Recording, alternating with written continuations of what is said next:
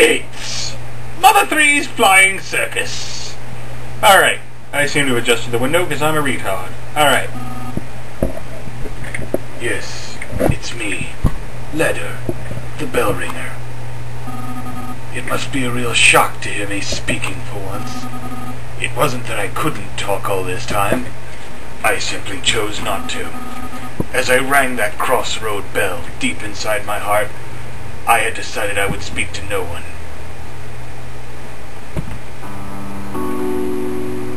Sad music. Well, heavy. But the secrets I've been guarding are now starting to leak out. Yes, the time has come to tell you everything. What I'm about to tell you, you might not want to know. Even so, you absolutely must hear it. It will be a long story, but please listen to it all. Given who you are and how you've lived, what I have to say will tear at your hearts, and there is just so much to tell. So I've decided to have the stink bug trembling behind me memorize everything I say. Don't question it! Ready, Mr. Stink Bug?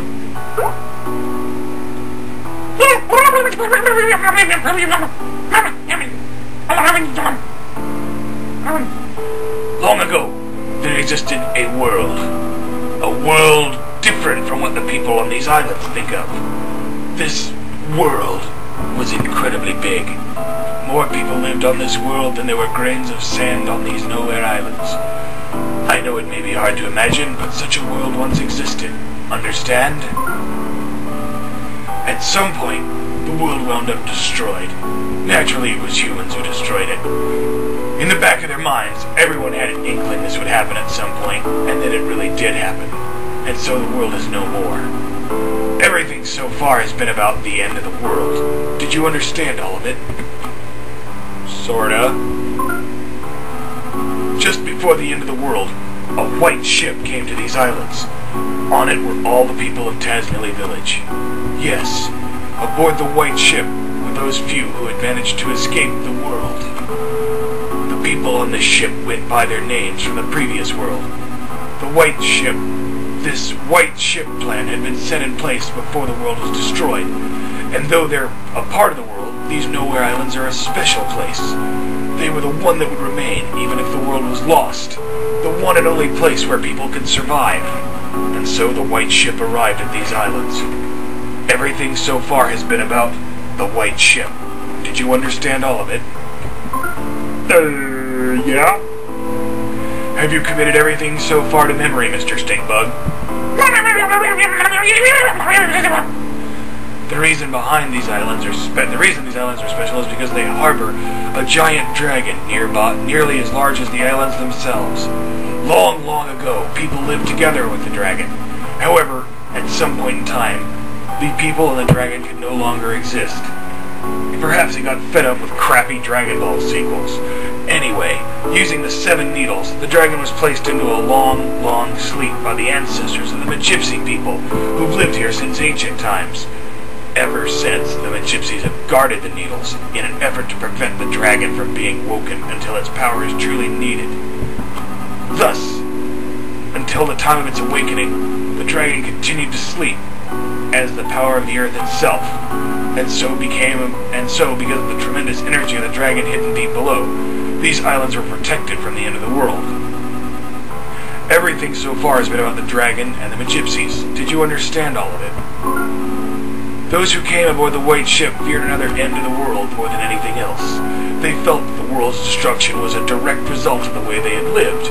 The people of the white ship discussed things at great length and decided no more reality television, ever again. And then they arrived at their conclusion. They decided to completely erase everyone's memory of the previous world and start their lives over with new rules and new roles.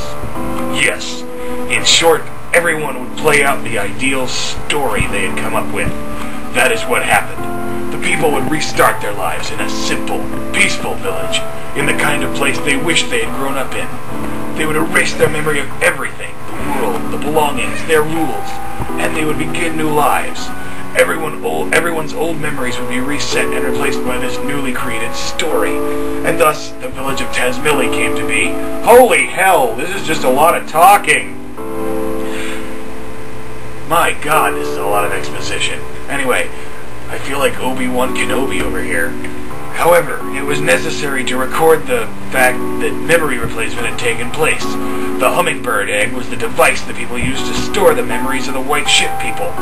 Wes and his son Batman, both playing the roles of thieves, were set to take action should a dangerous situation occur. Remember when they went to Osohe Castle? They went to retrieve the secret of the people of the White Ship. And one other thing, me. It was essential that one person retain the memories of the previous world to sort of keep watch over things.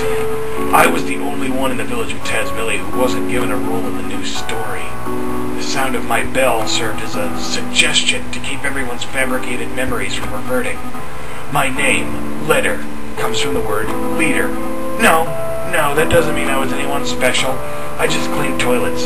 It was just that I was particularly taller than all the others. So upon discussion, I was selected because it would be easier for me to stand out. Being tall, people would want to come see me, you know?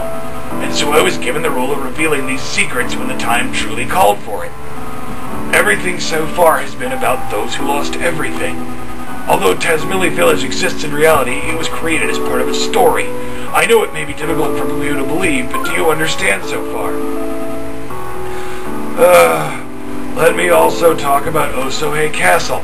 Apparently, long ago a kingdom existed on this island, centered around the king of Osohe.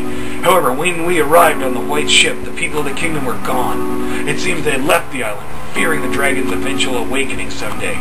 Before boarding the White Ship, Princess Kumatora was an infant who had lost her mother and father. Upon coming to these islands, she was given to the Gypsies to the raise, and given the role of Princess of Osohe Castle.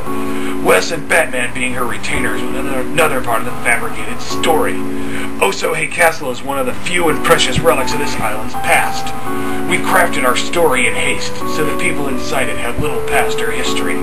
Have you noticed no one in Tazmily can talk about things from 100 or 1,000 years ago? In truth, we had wanted to create an entire plethora of myths and legends, but our story was made in such a hurry we weren't able to. It's a real shame. We all love fanfics. I'm sure much of what I'm saying you'd rather not hear, but it's the truth. Have you listened to everything so far? Have you committed everything to memory so far, Mr. Statebug?